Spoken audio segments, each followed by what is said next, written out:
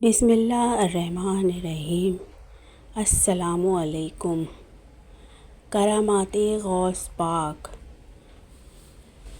حضور غوث پاک رحمۃ اللہ تعالیٰ علیہ کے زمانے میں ایک ولی کامل کو ولایت سے محروم کر دیا گیا، یعنی اس کی ولایت چھین لی گئی اور لوگ اسے مردود کہنے لگے۔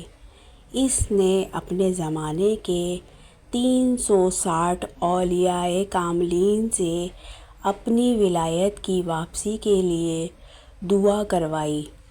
سب نے اس کے لیے اللہ پاک کی بارگاہ میں دعا کی، لیکن مراد حاصل نہ ہوئی۔ اولیاء کرام میں سے بعض نے اس کا نام جب لوح محفوظ میں بد نصیبوں کی فہرست میں لکھا ہوا دیکھا تو اسے کہا کہ اب تم کبھی کامیاب نہیں ہو سکتے۔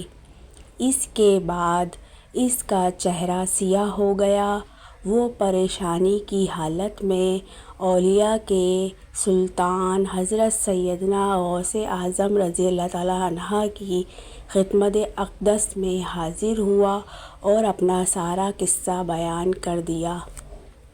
ولیوں کے سردار حضور غوث پاک رضی اللہ تعالیٰ عنہ نے فرمایا، آ جاؤ، اگر تم مردود ہو گئے ہو تو کیا ہوا، میں تمہیں اللہ پاک کے حکم سے مقبول بنا سکتا ہوں۔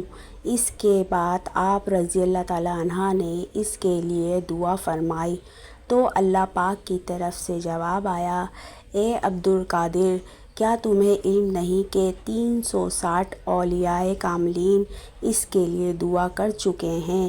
میں نے ان کی دعا کو قبول نہ کیا کیونکہ اس کا نام لوح محفوظ میں بدبخت لکھا جا چکا ہے۔